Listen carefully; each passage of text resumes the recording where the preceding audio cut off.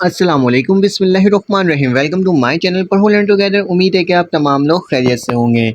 आज हम लोग आदम जी गवर्नमेंट साइंस कॉलेज जो है उसका प्रीलिम पेपर 2023 के मैथमेटिक्स को देखेंगे और एक एक करके तमाम पेपर्स को देख लेंगे। पहले इसके एमसीक्यूज को देख लेते हैं और फिर देखते हैं इसके कौन कौन से क्वेश्चंस आए हैं। ठीक है, तो चलो आज इसको सॉल्व करने की कोशिश करते हैं। हमारे पास क्या लिखा हुआ है ये याद रखना, ये न्यू बुक के अकॉर्डिंग, न्यू पैटर्न के अकॉर्डिंग पेपर है और आपके बोर्ड के पेपर्स, मुख्तलिफ प्रीलिम पेपर्स को अगर आप सॉल्व करोगे तभी आपके क्या हो सकता है, आगे चल कर के आपको बेनिफिट हो सकता है। तभी मैं क्या कर रहा हूँ, आपको तमाम पेपर्स प्रोवाइड कर रहा हूँ। ठीक है, तो आदम जी गवर्नमेंट साइंस कॉलेज का प्रीलियम पेपर है। इसका एमसीक्यूज नंबर 1 आपके पास लिखा हुआ है, द वैल्यू ऑफ आयोटा -7।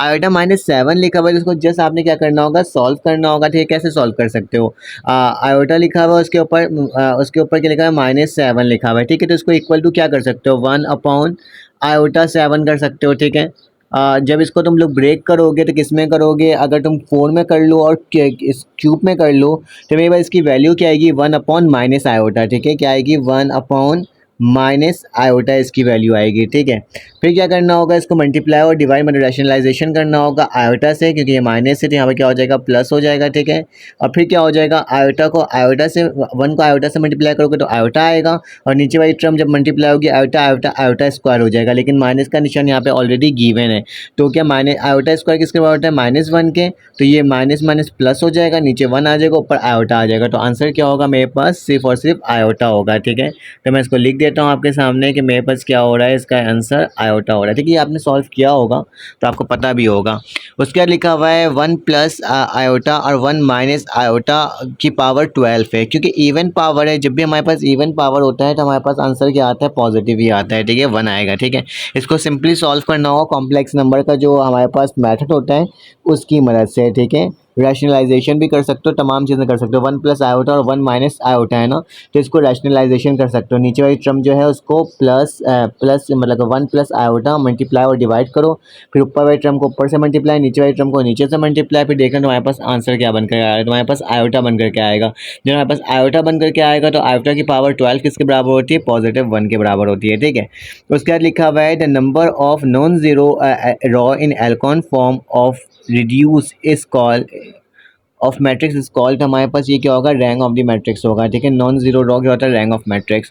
लिखा हुआ है square of the matrix A over the complex number in Hermitian matrix if. Hermitian matrix हमारे पास कब हो सकता है, किस सूरत में हो सकता है, आपने ये बताना है। तो इसका आंसर हमारे पास क्या होगा, इसका आंसर हमारे पास होगा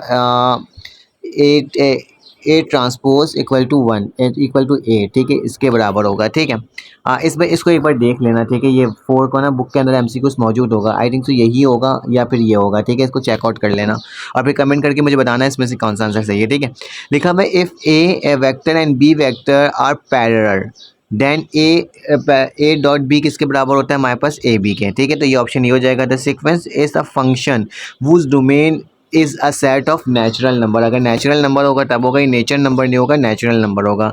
the general term of sequence -1 की power n square is a 4 term, तो इसका हमारे पास 16 आंसर होगा। ठीक है, इसको पूरा सॉल्व करना होगा जनरल इक्वेशन के फॉर्म पे। ठीक है, 1 और n+1 किसके बराबर होगा, इसको ब्रेक डाउन करोगे तो मेरे पास ये बराबर आएगा किसके, 1/n - 1 n+1। ठीक है, तो ये इसके बराबर बन करके आएगा। ठीक है, उसके बाद लिखा हुआ है and arrangement of an object without any order is called combination. Without any order तो मेरे पास कॉम्बिनेशन होगा। The probability of getting the tail in a single toss of a balance of a coin.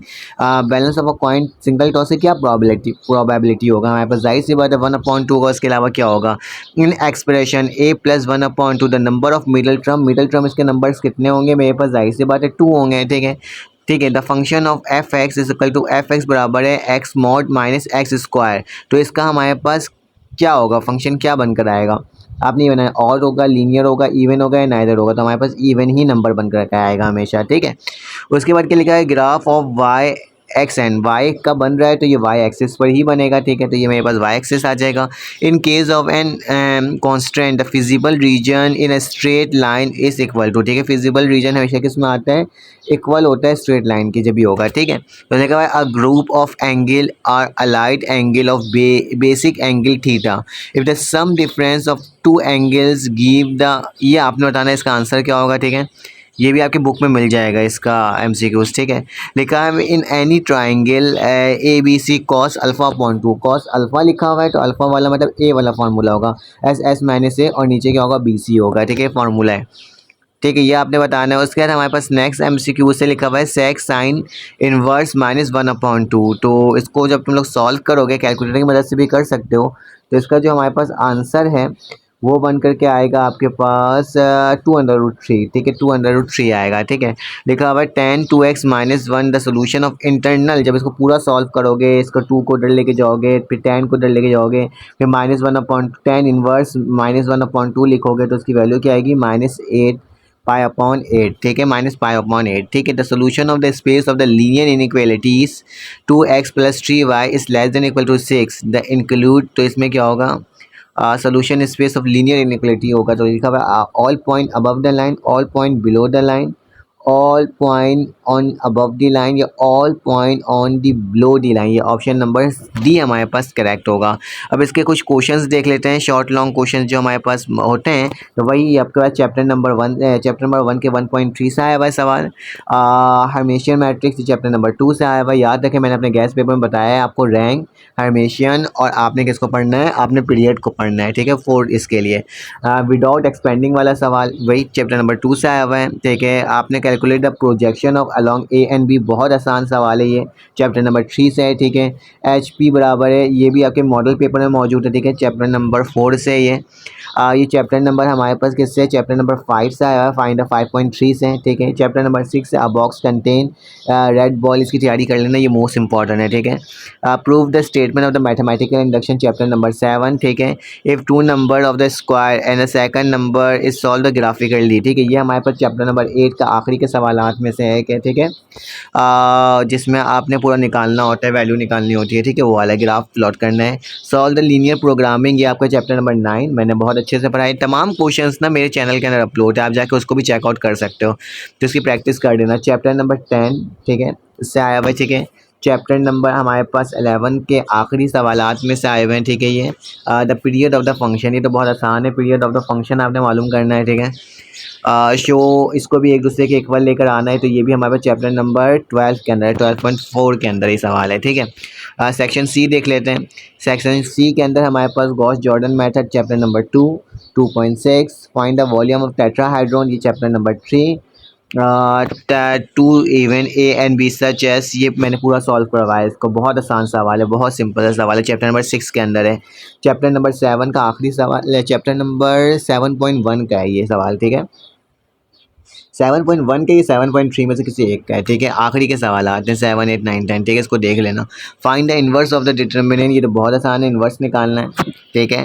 Prove the function of law of trigonometry, law of trigonometry function को prove करना है। फिलहाल इस तरह के सवाल मुझे नहीं लगता कि आए, और state of prove the law मुझे ये भी नहीं लगता इस तरह का सवाल है। ये चैप्टर नंबर आपके पास 12.5 के आखिरी सवालात में से एक सवाल है, और ये सवाल बहुत ही आसान है, ठीक है। आपको जस्ट क्या करना होता है, इसको फार्मूला में क्लोज करना होता है A+B के होल स्क्वायर फार्मूला के अंदर, ठीक है। तो इसको फॉल्व करोगे तो तुम्हारे पास खुद ब खुद ही इसका आंसर बन करके आ जाएगा।